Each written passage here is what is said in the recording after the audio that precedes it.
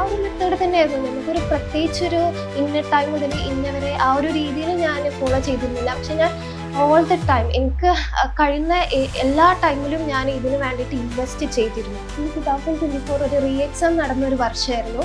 So നമ്മളവിടെ തളർന്നില്ല, ഐഫർ വീണ്ടും കൂടെ നിന്നു. മെയിനായിട്ട് അനീസയുടെ പ്രിപ്പറേഷൻ സ്ട്രാറ്റജിയിൽ പറയാറുണ്ട്, മറന്നു പോയാൽ എന്താ, വീണ്ടും വീണ്ടും പഠിക്കുക, എഗെയിൻ വായിക്കുക. Hello all, I am Shamna P M. ഞാൻ ഈ ജൂൺ 2025 JRF ഹോൾഡറാണ് in the subject of English. എൻ്റെ ഒരു JRF ജേർണിനെ കുറിച്ച് പറയുകയാണെങ്കിൽ അബൌട്ട് 1 year ആയിട്ട് തുടങ്ങിയൊരു ജേർണിയാണ്. ഐഫറിൻ്റെ കൂടെയായിരുന്നു എൻ്റെ ഒരു ജേർണി തുടങ്ങിയിരുന്നത്. ഒബ്വിയസ്ലി നെറ്റ് ആ ഒരു ജേർണിനെ കുറിച്ച് ആലോചിക്കുമ്പോൾ തന്നെ ഒബ്വിയസ്ലി ഒരു ബെസ്റ്റ് കോച്ചിങ് സെൻറ്റർ ഏതാണെന്ന് അന്വേഷിക്കണം. Obviously online medias through friends suggestion ഒക്കെ എല്ലാവരും സജഷൻ കിട്ടിയത് ഐഫർ ആയിരുന്നു.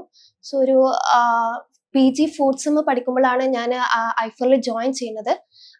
ജൂൺ 2024 ഞാൻ നെറ്റ് ക്രാക്ക് ചെയ്തിരുന്നത് വിത്ത് ദ ഹെൽപ്പ് ഓഫ് ഐഫർ. ജൂൺ 2024 ഒരു റീ എക്സാം നടന്ന ഒരു വർഷമായിരുന്നു.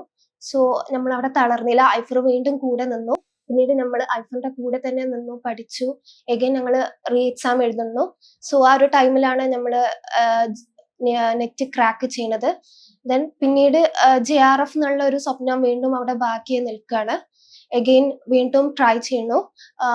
എഗെയിൻ കൂടെ നിന്നത് വീണ്ടും ഐഫർ തന്നെയായിരുന്നു. ഐഫറിന്റെ കൂടെ എഗെയിൻ ജേർണി സ്റ്റാർട്ട് ചെയ്യുന്നു. സോ ഒരു 1 year ജേർണി കൊണ്ടാണ് ഈ ഒരു JRF എന്നുള്ള ഒരു സ്വപ്നത്തിലേക്ക് എത്തുന്നത്. പ്രിപ്പറേഷൻ സ്ട്രാറ്റജിനെ കുറിച്ച് പറയുമ്പോൾ ഏതൊരു കോമ്പറ്റേറ്റീവ് എക്സാമിനും 3 സ്റ്റെപ്സ് ആണുള്ളത്. First one the syllabus completion, then the third one is practice in PYQs and other MCQs, and the third one is revision. So syllabus കംപ്ലീഷനെ കുറിച്ച് പറയുകയാണെങ്കിൽ പേപ്പർ 1ലേക്ക് വരുമ്പോൾ ഐഫർ എന്തായിരുന്നു പ്രൊവൈഡ് ചെയ്തിരുന്നത് അത് തന്നെയായിരുന്നു നോക്കിയിരുന്നത്. എക്സ്ട്രാ പുറമേക്കൊന്നും നോക്കേണ്ട ഒരു ആവശ്യം വന്നിട്ടില്ല. പേപ്പർ 1നെ കുറിച്ച് പറയുമ്പോൾ ഒന്നും കൂടി സിലബസ് സ്ട്രക്ചർ ആണ്. അറ്റ്ലീസ്റ്റ് വി ക്യാൻ പ്രഡിക്റ്റ് എവിടുന്ന് ക്വസ്റ്റ്യൻസ് വരും എന്നതൊക്കെ.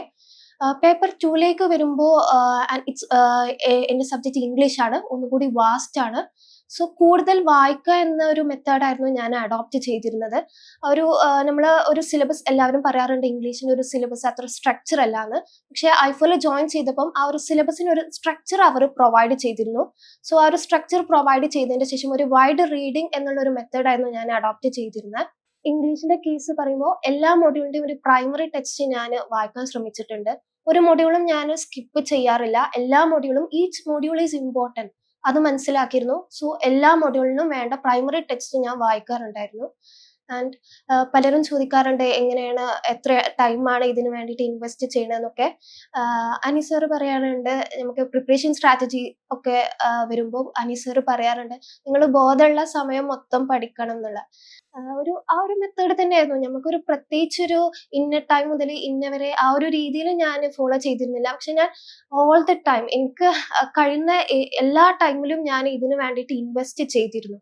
പിന്നീട് വരുന്ന ബുദ്ധിമുട്ടാണ്, പലരും പറയാറുണ്ട് പഠിച്ചത് മറന്നു പോവണ്ട്, സോ അതിനെന്താ ചെയ്യുക എന്നൊക്കെ ചോദിക്കാറുണ്ട്.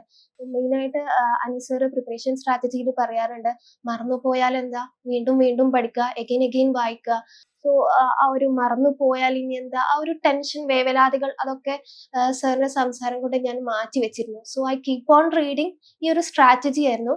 സോ അതുകൊണ്ട് തന്നെ വൈഡായിട്ട് റീഡ് ചെയ്യാനുള്ള ഒരു ടൈം ഉണ്ടായിരുന്നു. പിന്നെ ഈച്ച് ടൈം ഫെയിൽ ആകുമ്പോൾ എന്താണ്, എവിടെയാണ് ഒരു റെമഡിയൽ മെഷേഴ്സ് എടുക്കേണ്ടതെന്നുള്ള കൃത്യമായിട്ടുള്ള ഒരു കാര്യം ഞാൻ അനലൈസ് ചെയ്യാറുണ്ടായിരുന്നു. പിന്നീട് അടുത്ത എക്സാം വരുമ്പോൾ ആ സ്ട്രാറ്റജി ഞാൻ ഫോളോ ചെയ്യും. സോ ഇങ്ങനെയാണ് ആ ഒരു JRF എന്നുള്ളൊരു സ്വപ്നത്തിലേക്ക് എത്തുന്നത്.